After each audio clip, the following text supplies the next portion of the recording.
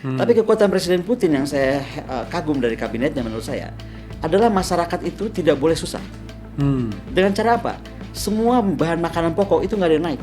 Dan jadi ada trust kepada pemerintahan.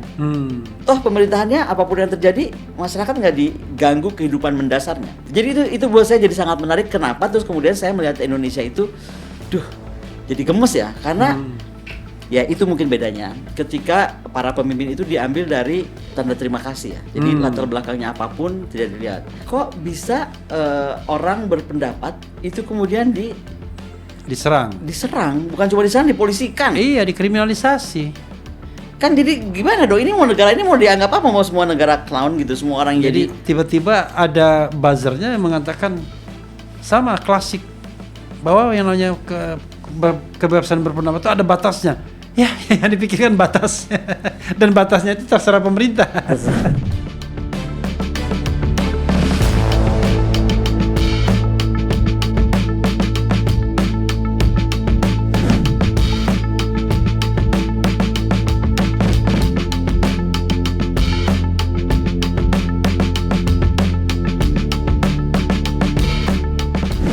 Assalamualaikum warahmatullahi wabarakatuh. Keren jadas. The one and the only Koni Raha Kundini Bakri. Akhirnya ketemu kita nih. Akhirnya ketemu juga. Setelah susah banget ngatur waktunya. Bukan, Mbak Koni itu sombong soalnya. Jangan begitu dong. Enggak lah, enggak sombong. Jadi tak pikir Mbak Koni ini maunya cuma di Akbar Faisal aja. Enggak gitu.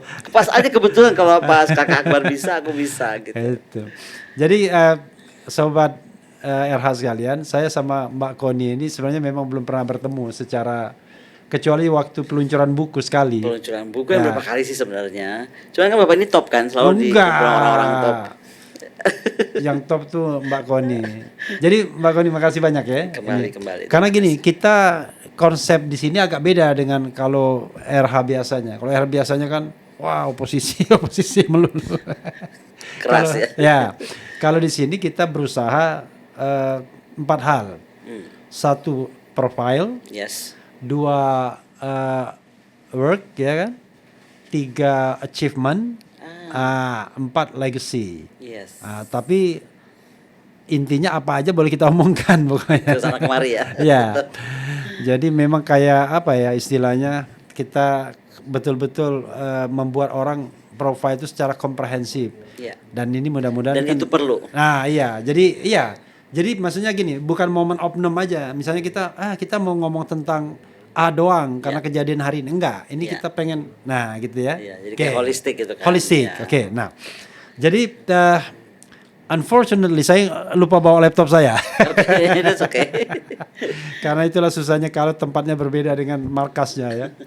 Jadi Mbak Koni ya, saya ingin memulai dengan apa? Kapan pulang dari Rusia? Kemarin malam ya. Iya, Jadi malam. sobat dari sekalian, ketika ini dibuat, Mbak Koni ini baru pulang dari Rusia dan kemudian dia bilang, "Ayo kita podcast." Karena saya sudah memprospek beliau sejak podcast ini dibuat awal. Jadi kita masuk beberapa list nama kan? Betul. Dan salah satunya Silmi Karim. Aduh. Sahabat kita itu unfortunately ya. Jadi Mbak Koni, saya bilang, saya masih di Rusia. Kapan pulang? 5-6 Juni. Udah, saya bilang begitu tanggal 5 beliau menghubungi saya. Kemarin ya? Iya. Kemarin itu tanggal 4 apa? Tanggal 4 dong. Tanggal 4. Iya. Katanya saya bisa. Langsung saya tangkap. Jadi ini set ini khusus diadakan buat Mbak Koni aja. Terima kasih loh. Aduh. Ya, jadi kita tidak punya agenda lain gitu kecuali Mbak Koni. Makasih. Nah, pertanyaan pertama saya, kok bisa di Rusia itu? Kenapa? Kenapa saya ada di Rusia? Iya. Kan yang saya tahu dosen tamu di sebuah universitas. Nah, bukan dosen tamu, dosen tetap. Dosen tetap bahkan. Tetap aku. Nah, why? Kenapa? Iya. Mau cerita cover up?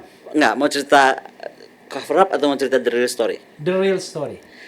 The real story, saya itu mendapat peringatan dari FSB. Waktu itu bahwa saya tuh akan disesuatukan. FSB itu? FSB itu intelijennya Rusia. I see. Jadi waktu itu kan saya sedang aktif sekali menolak keberadaannya Gibran menabrak-nabrak konstitusi Iya. untuk kemudian menjadi presiden. Jadi saya lagi keras banget Kalau ya. gitu salaman sama kita. Salaman. Sampai saya itu kan nggak, saya itu kan bukan aktivis, jadi saya nggak pernah turun ke jalan. Iya. Tapi waktu itu saking saya ingin Indonesia itu baik-baik saja, saya tuh sampai turun depan istana. Nah, nggak lama dari itulah saya dapat peringatan untuk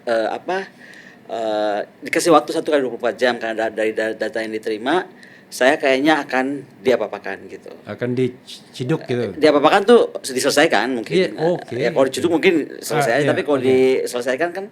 Dan itu saya terima berita itu dari kedubes itu udah malam ya, udah jam 8 gitu. Sorry, tahun 2000 berarti 2024 ya? Ya pokoknya mau akhir Jokowi dong, akhir periode Oke, Jokowi. Itu oke, lagi zaman-zaman konstitusi ditabrak-tabrak lah Iya, pokoknya. oke. Nah, ya udah, terus saya akhirnya berpikir ini kalau saya sampaikan ke orang tua saya, ke papi kan, papi pasti kaget lah. Saya kan perempuan tunggal. Iya. Ya udah, akhirnya terus saya menghadap ke ibu, ke Teguh Umar. Ke Teguh Umar, saya minta pandangan ibu, menurut ibu bagaimana? Ini Ibu Megawati ya? Ibu Megawati. Iya. Ibu seperti kan orang tua saya, sahabat saya, teman bicara saya, guru saya kan. Jadi saya pikir kemana ya? Ya saya pertama telepon Mas Hasto pasti, kemudian bersama Mas Hasto kita ke ibu. Nah, lalu ibu tuh udah malam kan waktu itu jam 9. Jadi ibu cuma memandang foto beliau dengan Bung Karno saat beliau masih kecil itu di belakang di ruang tamu. Ibu langsung bilang, saya mengerti kalau sudah begini lebih baik ikuti saja gitu. Ya udah, jadi saya 1 kali 24 jam leave the country dengan surat khusus ya dari dubes. Jadi saya itu dibekali surat khusus dari dubes Rusia untuk segera berangkat. Jadi bukan visanya juga visa agak luar biasa lah gitu istilahnya. Udah sampai di sana memang sudah diatur, saya sudah ditemui apakah saya akan mengajar di 3 universitas. Saya disilakan memilih karena saya dari negara Muslim, ditawarkannya di Kazan University karena Kazan kan daerah Muslimnya Rusia. Atau di Moskow, saya bisa di MGIMO, atau yang ketiga di Saint Petersburg. Tanpa banyak berpikir saya langsung bilang Saint Petersburg. Karena kan saya sebelum memang kejadian ini kan saya sering di Valdai. Saya kan memang sudah masuk Valdai Club. Valdai ini adalah advisor to the president ya, untuk Presiden Putin. Jadi saya memang sudah sering Valdai. Saya sudah bedakan beberapa kota di Rusia. Selain jatuh cinta sama Saint Petersburg, kampus Saint Petersburg State University ini kan kampus tertua dibangun oleh Tsar. Kemudian dia itu penghasil 12 Nobel. Saint Petersburg itu ya? State University itu. Jadi yang buat menurut saya paling seksi itu adalah penghasil 12 Nobel itu. Saya pikir ini pasti creme de la creme of the university dong. Betul dong? Ya saya ingin ada di sana lah. Pastinya saya ingin di sana. Ya udah, jadi saya nggak pakai banyak. Saya sempat diskusi dengan Pak Dubes waktu itu, Pak Jose Tavares. Beliau bilang kenapa nggak di Moskow aja, Bu Koni gitu kan? Karena kan Anda kan orang metropolitan. Kemudian landing up sih itu Saint Petersburg sama Moskow itu berapa lama? Kalau sekarang pakai Sapsan kereta cepat 4 jam, tapi Presiden Putin sedang bangun kereta cepat kayak kita nih, mungkin nanti 2 jam sudah bisa sampai. Ya udah, terus kita tetapkan di Saint Petersburg. I see. Gitu. Saya punya teman tuh, waktu saya kenalnya namanya Elena dari Saint Petersburg University juga kayaknya. Oh nggak tahu, tapi departemennya? Nggak tahu saya. Karena kan it's very huge kampus ya. Kita kampusnya ada berapa tempat, betul. Iya. Oke. Nah, tapi yang saya nggak paham kenapa kok ada notis dari agen Rusia itu mau diapa-apakan dalam rangka apa? Nggak paham saya. Ya mungkin mau di Andriy Yunus kan, mungkin mau di Munir kan, mungkin mau diapakan. Saya juga nggak paham. Kaitannya sama mereka, sama Rusianya. Ya mungkin karena saya ini kan sering sekali ke Rusia, saya juga ada di Valdai, saya sering bicara tentang bagaimana Rusia. Jadi ketika ada at least gini lah, saya itu kawan Rusia. Dan saya sudah dapat bintang. Saya juga jangan salah, saat itu saya udah dapat bintang penghargaan dari Kremlin kan, dari Lavrov. Jadi saya udah sudah kalau boleh GR sih warga kehormatan Rusia lah. Ya betul dong, kalau nggak ngapain dapat bintang kehormatan. They save you gitu ya. They save me. Gitu. Ya udah. So that's why menurut aku itulah fungsi intelijen yang benar. Belum sesuatu terjadi udah baca dan langsung inform something gitu. Nah, pas itu kapan itu? Kira-kira tanggalnya, bulannya? Nanti mesti lihat data lah. Itu kan kapan di paspor? Maksudnya yang jelas berapa bulan sebelum pelantikan ya? Iya, sebelum pelantikan. Iya, berapa bulan ya? Iya. Nah itu setelah datang itu nggak pulang lagi? Pulang, 8 bulan saya nggak pulang karena saya 8 bulan. 8 bulan tuh nggak bisa pulang karena kenapa nggak bisa pulang? Saya banyak sekali mengurus paper kan. Ya, ya. Belum lagi untuk menjadi profesor di sana itu susah. Jadi contoh aja ya dari vaksin kita mesti melewati berapa vaksin ya? 12 vaksin. Itu cuman segi kesehatan. Terus beberapa lagi aturan termasuk juga misalnya Scopus. Saya jelas di situ ngomong saya nggak punya Scopus. Karena saya nggak pernah percaya Scopus. Saya bilang Scopus itu adalah cara Barat mengontrol pemikiran kita, cara kita menulis, cara kita berpikir, apa yang kita teliti. Jadi kalau Anda masih mau ukur dari Scopus, di mana? Aku bilang gitu, pride-nya nggak usah aja saya jadi profesor di sini. Terus kepikiran orang antik juga kali ya. Masuk kampus segitu kerennya, hebatnya gitu. Tapi argumentasi aku tentang Scopus ternyata juga banyak yang di sana berpikir ya demikian lah. Jadi udah saya masuk langsung. Ya ada tesnya sih, ada pemilihan dengan Dewan Guru Besar sih ada gitu. Saya biasanya kalau ada apa-apa kan ngintip ke komputer kan, tapi komputernya nggak ada, saya ngintip ke handphone. Ya silakan. Mbak Koni, latar belakang ilmunya apa sebenarnya? Sebenarnya saya lebih ke politik karena kan begini, waktu S1 saya tuh politik Indonesia, S2, S3. Tapi kan saya bidang kajian saya kan pertahanan militer. Karena kajian saya pertahanan militer, kajian saya tuh, dan saya suka komparatif tadi. Saya nggak suka yang cuman ngecek koda mana atau lanal mana jadi disertasi, enggak lah. Aku perlu sesuatu yang menggebrak lah. Waktu itu aku membantah sebuah teori namanya pencetus teori itu R.S. Klein tentang pembangunan kekuatan negara. Jadi di situ tuh ekonomik dan militer itu sangat saling interventing. Nah saya bantah teori itu karena saya bilang ada pembaginya. Elemen pembaginya itu efek luar negeri, kebijakan luar negeri negara asing. Nah untuk itu saya mesti komparatifkan kan TNI kita dengan apa nih? Waktu itu saya komparasikan dengan Israel. Bayangkan waktu itu menahannya Pak Yono Sudarsono. Saya waktu itu masih istri jenderal. Mau neliti ke Israel. Ini yang S3-nya ya? Iya. Kita nggak punya hubungan diplomatik. S3 di UI ya? Semua S1, S2, S3 saya UI.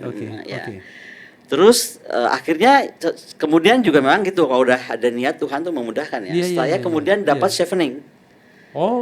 Inggris dapat chevening ke Birmingham, di situ saya buka jalur ke House of Lords. Saya Birmingham itu pernah 3 bulan juga di situ. Saya lama lah karena saya terus dapat karena dekan saya itu adalah Sir Francis Richard, adalah Navy admiral yang sangat dikagumi oleh Ratu Elizabeth. Nah, saya bilang sama beliau saya pengen penelitian ke Israel dan minta dibuatkan surat pengantar dari Birmingham Uni. Nah, bukan saja dari Birmingham Uni tapi dari House of Lords. Karena ya bagaimana sih orang negaranya nggak punya hubungan diplomatik pengen ya udah, jadi jalur saya waktu penelitian di Israel itu sangat menarik di Tel Aviv karena saya kemudian masuk tadilah karena surat referensinya keren banget, saya langsung masuk ke INSS. Dia tuh Advisory Board to the Prime Minister kan. Gitu. Ya udah saya masuk langsung di situ. Luar biasa. Itu tahun berapa ya? Aduh, masih penelitian disertasinya? Iya, tahun berapa itu ya? Kira-kira 9 berapa ya? Aku tuh kan lulus 2013-an. Jadi 2009 lah. 2009 ya? Ya, 2009 2010. Gitu. Berarti sebenarnya nggak cepat-cepat juga ya Mbak Koni, misalnya nggak orang S1, S2, S3 langsung itu nggak ya? Saya bukan Bahlil, mohon maaf ya. Saya nggak sepintar Bahlil maksudnya. Tapi Bahlil dibatalkan konon, nggak tahu ya under table-nya. Kalau di sana ngajar apa di St. Petersburg University? Saya tuh di Departemen World Politics, ya kan. Jadi saya ngajar International Relations, ya lebih ke geopolitics.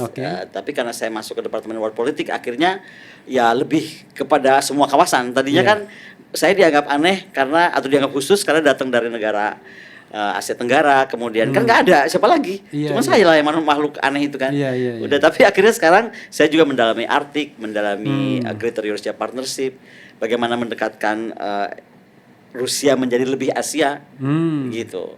Nah, tapi selain itu juga saya kan ditunjuk jadi Ambassador of Science and Education. Makanya saya banyak tugas saya itu selain tugas mengajar, yaitu tadi membuka kerjasama dengan beberapa kampus. Contoh kemarin sebelum saya kesini, saya mengundang rektor IPDN. Kita langsung tanda tangan dengan rektor saya langsung. Dan by the way, Pak Rafli, kampus saya itu kampus yang khusus di Rusia. Jadi di Rusia itu ada 2 kampus yang langsung. Refli, jangan Rafli. Salah ya. Pak Rafli, jadi ada 2 kampus yang di bawah presiden. Salah satunya kampus saya. Jadi untuk ketemu rektor itu tuh dewa banget lah. Nggak semua orang ditemui rektor. Jadi pertama Maksudnya saya under presiden itu presidential office. Presiden Putin yang langsung nunjuk rektornya. Oke. Yang lain kan di bawah Departemen Pendidikan. Iya. Kita nggak. Okay. Semua urusan kita ke presiden. Oke. Nah, jadi waktu itu saya baru di sana 8 bulan itu saya mengundang Ibu Megawati bicara di forum rektor. Wah, itu jadi catatan penting karena kan Forum rektor Rusia. seluruh Rusia dan sahabat Rusia, jadi Belarus dan lain-lain itu ada. Mantan Uni Soviet. Ibu bicara di sana sangat keren banget karena Ibu bicara tentang gunung api bawah laut. Itu yang semua sampai kaget kok. Bayangkan orang kira mau ngomong yang standar-standar aja lah. Ya kan, ekonomi lah, apalah, IT gitu kan. Lah, begitu duduk tuh kan lucu ya. Saya kan refleks aja menduduk sebelah ibu. Terus saya bilang enggak, kamu di Rusia, kamu di sini benderanya. Terus ibu tuh pertanyaannya itu, saya mau ke sini jauh-jauh kata ibu, saya mau meneliti tentang gunung api bawah laut karena negara saya punya gunung api bawah laut dan Rusia punya. Itu rektornya sampai kaget loh karena dia nggak nyangka ibu akan nanya itu. Akhirnya tuh lari-lari orang mempersiapkan apa sih apa keahlian tentang gunung api Rusia. Tapi ibu tuh penuh kejutan mungkin karena ibu di BRIN ya. Udah terus dari situ itu itu jadi momentum besar. Kemudian saya juga melakukan banyak kerjasama dengan kampus misalnya UI, UGM itu saya memfasilitasi. Jadi tapi untuk yang IPDN ini khusus karena kami akan membuka representative office. Jadi akan ada St. Petersburg State University of Indonesia. Oke, kayak Gibran itu ya. Bradford University. Kok jadi kayak Gibran? Aduh jangan, sensitif banget kalau sebut-sebut nama itu. jadi itu apa? Semacam kampus jarak jauh ya? Macam-macam, riset dan lain-lain. Oke, tapi tidak terima mahasiswa? Enggak dong, enggak, lebih pertukaran lebih pertukaran. Okay. Dan nantinya kita bisa kembangkan kemana, tapi untuk tahap awal ini kan mesti di bawah persetujuan Pak Tito juga, karena kan IPDN di bawah Mendagri. Oh iya ya, IPDN. Iya, it's very different, nggak bisa kayak yang lain. Iya. Jadi tahapannya sekarang masih digodok oleh Pak Tito. Jadi kalau ini lancar dari Saint Petersburg akan berkunjung dan meresmikannya di sini September inilah. September ya. Doain ya. Jadi saya kesini juga salah satu tugasnya adalah nanti pilih gedung di IPDN itu yang mana, karena saya harus tetapkan kira-kira yang paling cocok. Pernah kamu IPDN nggak? Iya di itu kan di Fatmawati ya. Bukan dong, yang di Bandung. Oh yang di Bandung. Kok saya tiba-tiba ingat yang Fatmawati? Wah, Bandung gede banget atas bukit. Sebelahnya Unpad itu lebih ini keren. Apa namanya itu di kampus Batu Jajar apa? Bukan. Aduh namanya apa? Jadi lupa namanya. Pokoknya di Jawa Barat lah. Iya. Tapi itu IPDN. Iya. Gitu. Tapi nggak pernah sih saya ke sana. Bagus banget. Bagus ya. Bagus banget di atas bukit. Oke. Kalau yang di sini kampus apa ya? IPDN ini punya beberapa kampus, yang dan di beberapa daerah, tapi saya nggak hafal. Rias Rasid apa gitu. Betul. Iya, tapi yang Jatinangor.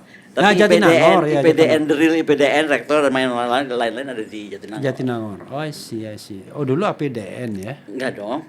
Akademi dulu kan Akademi Pemerintahan Dalam Negeri kan? Dulu sekali. Makanya dulu sekali kan APDN. Dulu sekali.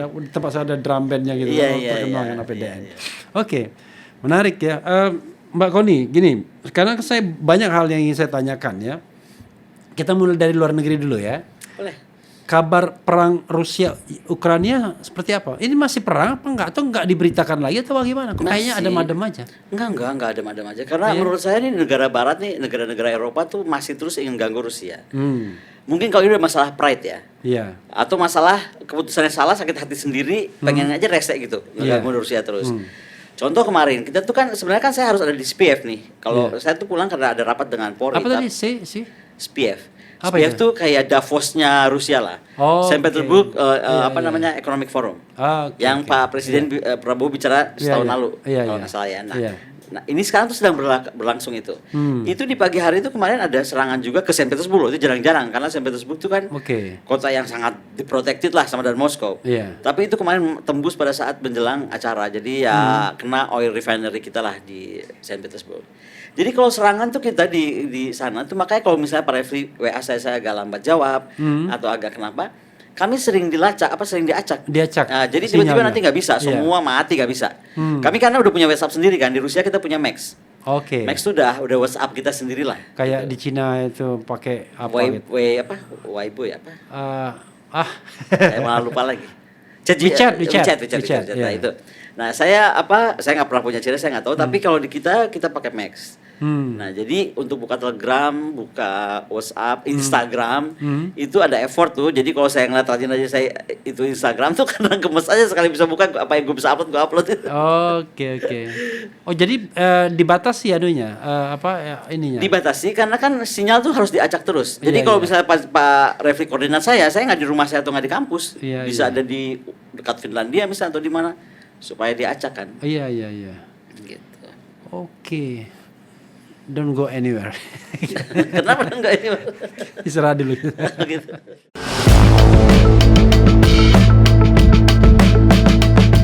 Ya, kita lanjutkan Mbak Koni ya. Jadi saya sendiri ya pribadi itu karena mungkin bukan pengamat perang Rusia Ukraine gitu, merasa apa masih perang atau enggak gitu. Masih. Masih ya. Masih. Karena Zelensky kan nggak pernah berhenti, terus aja memframing Rusia seperti apa. Dan banyak yang udah sebenarnya kalau di dalam negeri Rusia sendiri sudah tokoh-tokoh akademisi ya. Contoh misalnya paling hebat tuh that used to be advisor to the president, dan dia juga di Valdai Club seperti aku, namanya Karaganov. Karaganov tuh sudah bilang mungkin sudah saatnya kita itu bersikap lebih tegas. Misalnya menghajar langsung istana di Ukraine, di Kiev ya. Cuma Cuman saya rasakan presiden juga banyak pertimbangan karena bagaimanapun mereka kan tadinya serumpun ya, satu saudara. Jadi mungkin tidak sesederhana itu. Cuman kalau kita lihat sekarang serangan masif setelah Ukraine menyerang dorm mahasiswa itu sampai di Moskow pula, walaupun nggak di dalam kotanya ya. Tapi itu kan orang sedang terlelap tidur. Oh, itu buat Presiden Putin serius sekali, makanya diluluh lantakan lah Kiev itu. Belum aja istananya. Kemarin kalau lihat berita-beritanya kan Kiev nggak pernah dihajar sehebat itu oleh Presiden Putin. saya tuh nggak habis pikir ya. Sebenarnya kan saya menempatkan diri sebagai orang awam dan memang awam gitu. Itu perang itu kenapa ya dari ketika awalnya itu? Perang itu ya udah, perang bagaimana sekarang si Ukraine itu dibujuk-bujuk untuk masuk. Kalau dia masuk ke EU, Rusia nggak masalah lah. Tapi dia dibujuk-bujuk masuk NATO dan dia tiba-tiba ngomong dia pengen jadi NATO kan. Nah kemudian Putin menolak dong, gimana ngapain lo jadi NATO? Ya kan kita juga baik-baik aja dan lain-lain. Cuman diganggu terus, nggak lama kemudian ingat nggak ada kasus Nord Stream. Jadi semua minyak Rusia stop ke Jerman kemana-mana itu. Ya sampai sekarang tuh akhirnya Eropa kan bodoh sendiri. Beli bahan bakar jadi lebih banyak, betul nggak? Lebih mahal, betul kan? Atau nggak suffering dengan dingin. Saya beberapa kali ke Eropa saat Nord Stream sudah mati, itu jam berapa malam tuh dimatiin bener heater coba. Kalau winter kan kelabakan di Belanda apa di mana. Nah, jadi intinya adalah menurut saya nih, kalau analisa saya sekarang, Eropa ini udah salah langkah. Amerika juga akhirnya kita lihat Presiden Trump malah biasa-biasa aja sama Presiden Putin saling kunjung, ya kan? Jadi mereka kayak udah salah tingkah gitu. Untuk menarik ludahnya sendiri mungkin nggak mungkin. Ya udah akhirnya Zelensky ini untung-untungan aja kalau memang masih bisa bermain beberapa negara yang masih bisa diajak bikin ribut lah istilahnya, itu terus terjadi. Ini kayak proxy war itu ya? Itu exactly proxy war. Dan kalau ada orang tanya sama saya kok tiba-tiba saya ngurusin banget waktu itu saya yang selalu ngomong dari awal ini perang bakal lama dan ini nggak bener. Dan kenapa saya harus bela dan ada dalam posisi Rusia, karena apa yang dialami Rusia akan dialami Indonesia, saya bilang. Waktu awal nih, ketika semua orang bilang Rusia akan ambruk lah 1 minggu apa segala itu kan saya bilang no, nggak gitu ceritanya. Rusia ini beda dan ini apapun dia akan buat. Kenapa? Karena itu tadi, kenapa Ukraine menjadi proxy, dan yang kedua kenapa saya harus masuk ke dalam sini lebih dalam, karena saya bilang Indonesia nih, saya harus belajar sesuatu dong. Indonesia kalau kita tidak hati-hati, bisa saja Papua satu hari jadi proxy. Sangat mungkin Papua itu diukrainisasikan. Saya pernah mendengar misalnya, bahkan dari Pak Prabowo, ada dokumen Rusia yang mengungkapkan Indonesia itu akan jadi battlefield. Dan 2030 ditinggalkan Indonesia, battlefield antara China sama itu Amerika. Pak Prabowo tuh baca buku tuh, saya lupa judul bukunya, tapi tentang battlefield itu yang 2030 Indonesia bubar. Tapi kalau kaitannya ke sana, saya lebih ke gini deh, lihat perkembangan hari ini gini ya. Ketika saya di Rusia, saya kan jadi orang yang berbeda. Saya tumbuh dalam masyarakat dan peradaban berbeda. Peradaban mereka tuh peradaban yang sangat pendidikan tinggi. Library itu selalu penuh. Jadi bioskop tuh nggak penuh, yang penuh tuh justru library. Kemudian tempat-tempat art, teater. Bagus. Jadi mereka tuh sangat high culture, terus berpendidikan tinggi. Kemudian buku-buku sastra dia ini kan sastra kelas dunia ya. Kita lihat aja Dostoyevsky. Dostoyevsky itu misalnya Brother Karamazov ya, kemudian Crime and Punishment, kemudian apa ya, beberapa bukunya itu bercerita tentang penderitaan. Karena kan masyarakat Rusia ini masyarakat yang sudah jatuh bangun dengan banyak perang ya. Kita mau lihat lah Napoleon, kemudian revolusi, ya kan, kemudian perang dunia dan mereka jadi pemenang. Jadi kalau kita baca-baca sastra Rusia, pertama dari bahasa, Rusia itu punya bahasa yang dalam sekali ya, yang nggak banyak orang bisa umum mengartikan. Yang kedua, mereka tuh masyarakat yang dalam, berpikirnya dalam, semuanya itu dalam gitu. Nah kalau dilihat dari bukunya Dostoyevsky, karena saya senang sekali baca dia, saya melihat bahwa penderitaan itu adalah sesuatu yang harus diterima, bukan dikeluhkan, tapi dihadapi. Saya nggak bilang Rusia sedang menderita ya. Yang saya mau bilang adalah masyarakat Rusia itu nggak cengeng. Nggak ada tuh yang ngeluh begitu di ban tiba-tiba misalnya kena sanksi McDonald hari ini hilang misalnya, ya kan? Coca-Cola nggak ada. Ini yang sederhana ya. Dan perempuan Rusia kan senang dandan. Butik-butik Chanel segala macam itu yang di Moskow segitu-gitu gede di GUM itu tutup langsung Prada dan lain-lain. Nggak ada. Mereka nggak ada yang terganggu, malah terus besoknya ya udah tutup, kita hidup dengan baru. Sekarang industri fashion Rusia tuh sangat maju. Si McDonald yang hari ini ditutup besok pagi udah buka, nggak pakai koma Pak, besok pagi udah buka, udah pakai nama baru. Si Coca-Cola juga keluar aja Coca-Cola buatan Rusia. Jadi nggak ada jeda untuk orang tuh blaming antek asing lah. Ini nggak ada.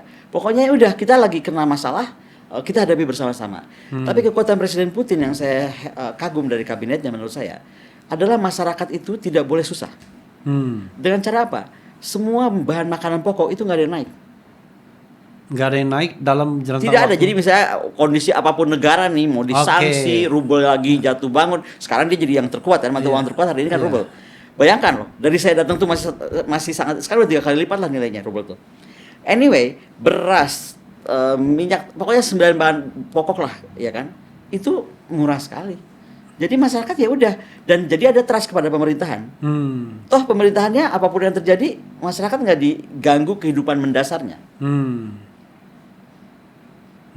Gitu. Jadi itu buat saya jadi sangat menarik. Kenapa? Terus kemudian saya melihat Indonesia itu, jadi gemes ya, karena ya itu mungkin bedanya. Ketika para pemimpin itu diambil dari tanda terima kasih ya. Jadi latar belakangnya apapun tidak dilihat. Kalau kita lihat sekarang Presiden Putin saat misalnya tadi saya bilang Chanel di ban, ya kemudian yang nge-ban tuh yang nge-ban Rusianya sendiri. Sanction enggak, Eropanya dong. Eropanya sampai pohon, sampai anjing mau ikut kompetisi nggak bisa. Udah keterlaluan banget lah Eropa tuh. Oke. Pokoknya nggak ada negara yang pernah disanksi sebanyak Rusia.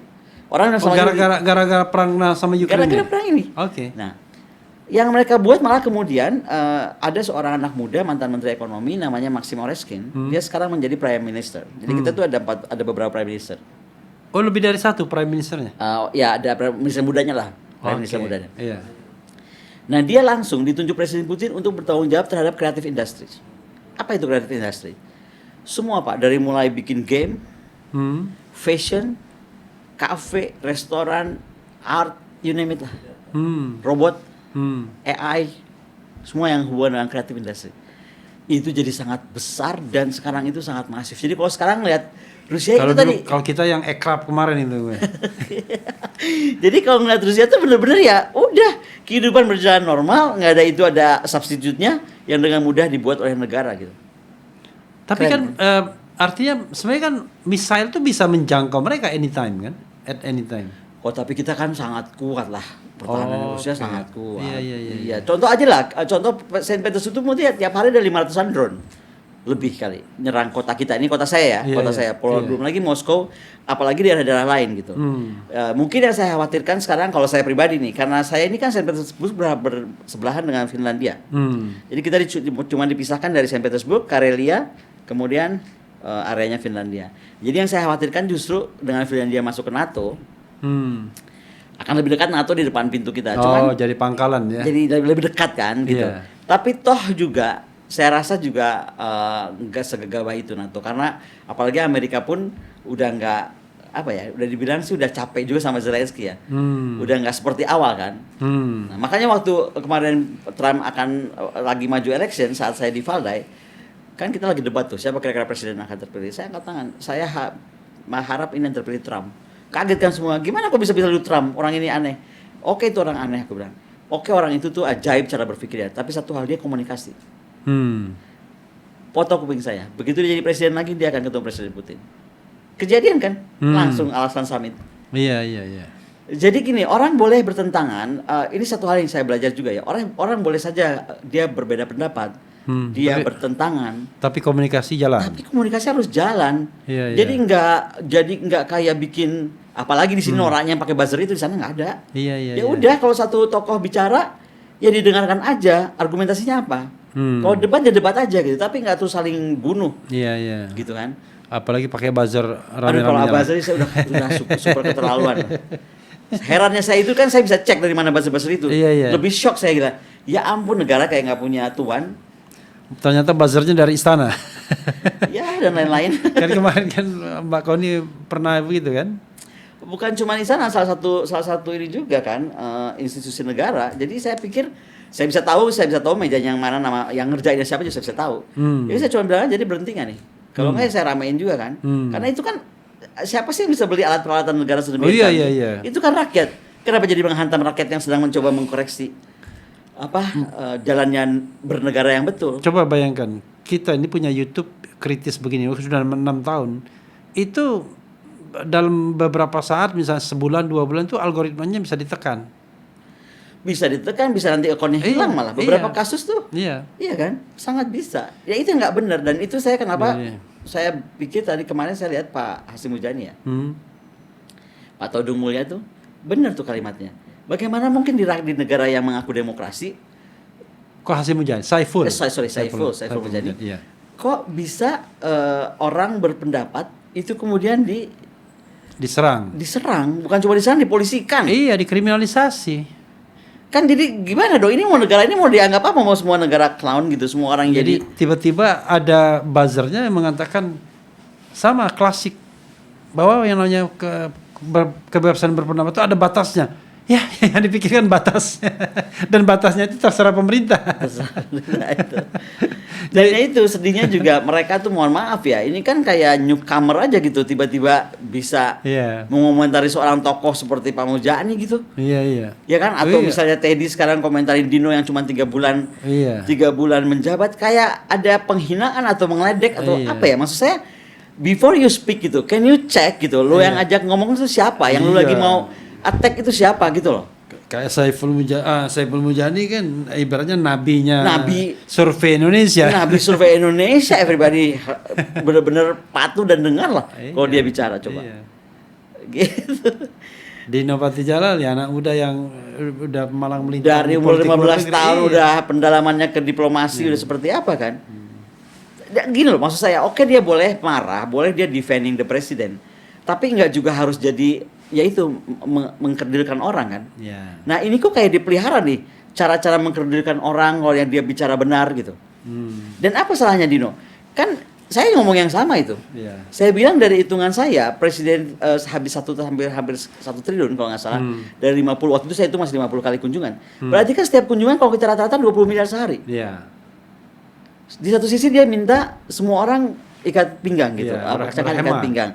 Yang paling saya sedih, sekolah banyak yang hancur lebur di Aceh misalnya, atau di daerah yang anak sekolah mesti naik pakai tali, hampir ke bawah arus. Pak, 20 miliar sehari, you can do a lot. Sekolah itu bisa dibangun 10 kali sekolah sehari bisa dibangun. Oke, kita balik lagi. Nggak mau, saya jadi pengen cerita itu. Oke, terus.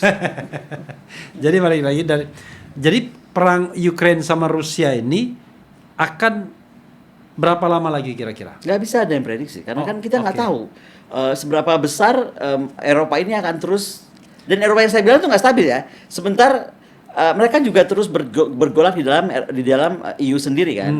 Jadi susah gitu loh untuk kita prediksi. Tapi yang pasti ini harus stop sih sebenarnya. Kalau nggak akan terus berkepanjangan dan Jerman makin suffer. Kalau saya bilang sih dari semuanya yang paling suffer akhirnya Jerman dong. Industri mulai mati, mahal dong jadinya, energi makin mahal. Siapa yang paling keras kepala untuk melanjutkan perang untuk mensupport Ukraine? Kalau orang kita nggak tahu lah, tapi kalau kita lihat kan EU-nya sendiri yang banyak tokoh-tokoh di EU yang aneh-aneh juga kan. Nggak tahu lah, dari berteman jadi tidak berteman, atau membeli image bahwa Presiden Putin itu Tiraan lah dan lain-lain. Sebenarnya kan nggak begitu. Perang Rusia sama Ukraine ini akan menjalar ke tempat lain nggak? Dalam pengertian gini, perang yang sama akan terjadi, proxy war yang di tempat yang lain, mungkin Laut Cina Selatan atau apapun misalnya. Kalau proxy war udah pasti ya. Jadi gini loh. Coba kita perhatikan kasus Iran. Iya. Oh iya, saya tiba-tiba kok nggak dasar otak saya. Iran. Ingatnya Rusia Ukraine, padahal Iran. Iran ini kan sebelum Iran ada kejadian Panama, orang mungkin nggak pay attention. Tapi Panama itu terjadi, dia nggak perang, tapi Jaksa Agungnya merubah sebuah peraturan hanya karena tekanan dari Amerika Serikat tentang Selat Panama kan. Nah kemudian sekarang Iran, ya kan? Bagaimana selat itu apapun alasannya, tapi kalau saya lihat kan cuma ekonomi, ya kan? Kemudian penguasaan selat.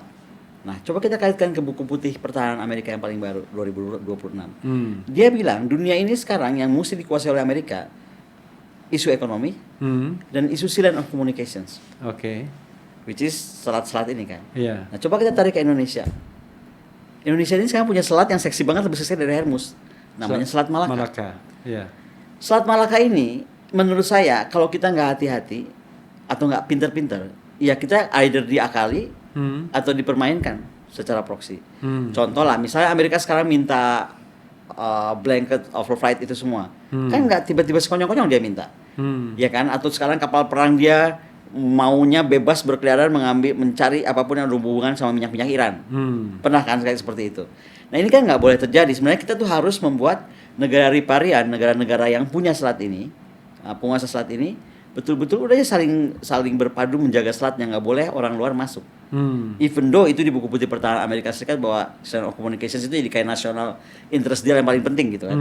Lah itu, ini yang saya heran sekarang. Siapa yang pay attention untuk itu dan kemudian menggabungkan kekuatan riparian ini untuk menjaga selat-selat kita. Saya nggak cuma bilang Selat Malaka. Nantinya kan ada selat Alki 1, ada Alki 2, ada Alki 3 kan.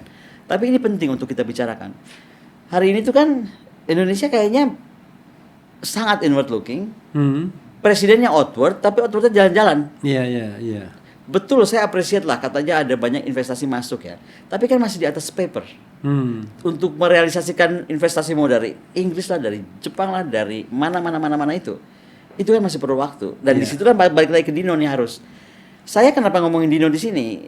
Dino tuh buat saya satu orang aja, tapi dia kan mewakili juga pemikir yang lain yang memberi masukan. Oh, Anda dari 15 bulan menjabat, 3 bulan tuh Anda di luar negeri.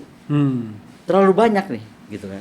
Jadi argumentasi bahwa oh iya tapi banyak urusan presiden, masa sekarang sudah beda. Semua juga mengalami masa yang beda. Saya nggak lihat Presiden Putin tiap 2 minggu sekali pergi. Iya kan? Nggak ada. Siapa lagi presiden 2 minggu sekali pergi ke luar negeri? Nggak ada. Nah Indonesia ini kenapa terus permisif gitu? Atau riuhnya pun cuma riuh di media sosial kan? Kita kalau lihat orang udah kesel banget kan? Lupainlah Paris dengan Eiffelnya, itu lebih riuh lagi. Tapi banyak sekali yang riuh gitu. Nah kemana anggota-anggota dewan yang dipercaya itu, yang harusnya nggak Dino, nggak saya, nggak Bapak, nggak siapapun juga, nggak Pak Mujani kan. Rem itu harus ada dong. Kok sekarang negara ini kayak nggak punya rem ya? Jadi beral saja nih istana mau melakukan apapun juga dengan cover up apapun juga dengan siapapun yang dimajukan gitu. Kan tiba-tiba kemarin pada pasang badan lah, belain lah, gitu. Iya, memang fenomenanya kan DPR ya misalnya. DPR itu kalau berkepentingan terhadap rezim misalnya, itu dia apapun dia nggak mau kritik tuh kelihatannya. Contoh ya, saya punya pengalaman ini ya. Bapak kan ada tata negara bukan? Iya. Ya, you know better than me dong. Sekarang apa yang terjadi? Ini justru saya mau tanya, apa yang terjadi sehingga wakil rakyat itu memilih diam pada semua apa yang disebut keresahan di masyarakat? Ya. Padahal bahasanya selalu kan adalah untuk menyuarakan suara rakyat gitu. Ya paling gampang itu karena partikrasi paling gampang. Nah, gimana mereka dikontrol semua oleh ketua-ketua umum partai mereka. Jangankan mereka bersuara mengkritik presiden misalnya. Saya minta jaminan agar Roy Suryo sama Dr. Tifa tidak ditahan aja, belum tentu mereka berani. Nah, terus Indonesia artinya tidak ada independensi situ. Jadi mereka khawatir kan, mereka ditempatkan di sana bukan karena independensi mereka, tetapi ketua umum partai mereka yang kemudian menunjuk mereka. Oke, mereka pemilihan, tapi kan memasukkan mereka di dapil mana dengan segala kecurangannya itu kan karena inner circle partai politik. Begitu mereka tidak dimasukkan situ kan hilang mereka langsung kan. Itu satu. Nah, jadi sekarang yang bisa dianggap mengontrol jalannya pemerintah siapa? Ya, fakta di lapangan di outsider. Orang-orang di luar pemerintah yang nggak digaji rakyat. Makanya lah. Kenapa saya respect sama PDIP ya? Iya. Bagaimanapun PDIP kan di luar lah, iya, ya kan iya, satu. Iya. Yang kedua, oke, PDIP. Tapi kemudian siapa? Kan harusnya justru negara ini berterima kasih pada para pemikir ini loh. Iya. Betul dong. Bukan dia dikriminalisasi atau diserang buzzer. Iya, harusnya kan dengan channel Refli Harun misalnya. Kan harusnya dia berterima kasih. Tiap hari saya mengkritik dan saya tidak minta gaji sama pemerintah. Exactly. Kita nggak minta gaji, kita Makanya. cuma pengen negara ini benar gitu kan. Gitu. Dan kita juga tidak minta jabatan. Exactly, kita nggak tertarik juga kan. Makanya. Nah. Lalu kalau mereka mencurigai kita karena pengen apa? Pengen apa kita? Pengen konten.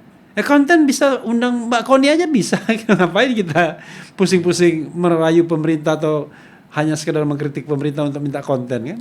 Apa coba? So, ke depan prediksi ya dari Ilmu Tata Negara. Jadi kembali ke aku yang wawancara. It's okay, nggak apa-apa. Biar dari Ilmu Tata Negara, ke depan nih kalau Indonesia berjalan seperti ini terus, gimana? Apa yang akan terjadi? Apalagi ya dengan urusan dolar yang akan terus nggak bisa tahan kalau tetap program-program tertentu nggak bisa di stop. Ya kalau saya gini, sederhananya adalah ini kan nggak bisa continue. Jadi gini, harus ada, kalau istilah Rocky itu radical break. Radical break. Ya, kalau nggak ada radical break kita nggak bisa. Jadi ini ada break, lalu kemudian dibangun baru politiknya, sosialnya dengan cara yang jauh lebih baik mungkin. Karena kalau misalnya kita terus begini, saya bilang begini, sederhananya, kita misalnya mengandalkan election ya, mengandalkan pemilu. Kalau saya bilang tahun 2029 nggak usah pemilu deh, ngapain pemilu, ngabis-ngabisan duit aja. Kenapa? Kalau Prabowo pengen jadi presiden lagi, dia pasti menang. Udah pasti. Ya. Lalu buat apa pemilu? Kan berarti cuma stempel doang, kayak zaman Orde Baru jadinya. Iya, hanya persyaratan. Iya. Kalau kita mau benar-benar pemilu yang benar, maka bisa nggak kita menjamin bahwa pemilu itu tidak ada money politik, bahwa pemilu itu demokratis, tidak melibatkan polisi, tidak melibatkan tentara. Nah, itu bisa terjadi kalau Prabowo dua hal, dia menjadi the enlightened leader, pemimpin yang tercerahkan. Yang kedua, dia tidak ingin the next term of office. Kalau dia pengen jabatan periode yang kedua, maka cara yang paling gampang adalah cara Jokowi. Kalau the next term office, kalau saya melihat mungkin dia enggak ya. Dia udah menikmati jadi raja ini sekarang. Ya. Tapi dia akan kasih ke orang yang dia sayang. Ya, itulah masalahnya. Artinya kan dia seperti Jokowi. Setelah 2 periode, dia ingin melanjutkan dinasti politiknya lewat karena orang lain. Ya. Karena itu dia kemudian cawe-cawe. Nah, sama. Nanti Prabowo begitu juga. Oke, saya udah capek, saya udah merasa cukup, tapi saya pengen tetap kaki saya tetap terus berkuasa di pemerintahan dan akan diamini oleh kelompok-kelompok yang berada di sekeliling dia kan, karena berkuasa itu enak. Sangat lah. Berkuasa itu enak kan. Nah, kalau begini terus nggak bisa, kecuali tadi dia beyond dari itu jadi the enlightened leader, kemudian dia perbaiki semua ini. Kan Indonesia kan sangat paternalistik kan. Begitu Prabowo misalnya ingin memperbaiki, yakin tuh semuanya mau ikut kan. Sebenarnya lebih gampang menggerakkannya kan. Tapi ketika pemimpinnya suka dipuji, misalnya, suka dilulukan, ya semua orang begitu kan. Wah, begitu ada yang mengkritik Mr. T misalnya, tiba-tiba seorang jenderal mengatakan wah, pasang badan ya kan. Baru kali ini ya ada jenderal pasang badan buat letkol. Saya nggak sempat dengar tuh, ada ya? Ada. Oh, ada ya? Ada. Coba bayangkan. Biasanya kan letkol pasang badan buat jenderal kan? Jenderal, ini kebalik. Iya, ini kebalik gitu. Ya, karena letkolnya juga letkol kuadrat. Berpikir itu harus futuristik. Ke depan. Sedihnya saya di Indonesia, ya kan? Itu kok makin kayak nggak ada ya. Pokoknya contohnya program-program itu pendek, cepat, Kalau bisa dana komandonya di depan, Iya. ya kan? Kemudian Begitu udah untung ya sudah. Iya, selesai. Saya nggak ngerti nih kayak IKN, ya kan? Iya. Orang sekarang soal lupa sama IKN, Iya. karena kalah sama apa MBG yang 1 triliun ya. Iya. Tapi jangan lupa IKN itu udah berapa ratus triliun. Itu uang siapa? Dananya sudah kemana saja? Nggak ada pertanggungjawabannya. Kok nggak ada pertanggungjawaban? Kita dulu Hambalang aja Pak SBY bikin kita rame. Iya. Itu Hambalang segede apa dibandingin IKN? Loh, kok sekarang kita kayak mengulangi lebih gede lagi? Jadi kalau ini dibiasakan, kita nggak perlu nunggu perang dunia ketiganya Pak Refli tadi, nggak usah. Iya, iya. Kita udah bubar duluan.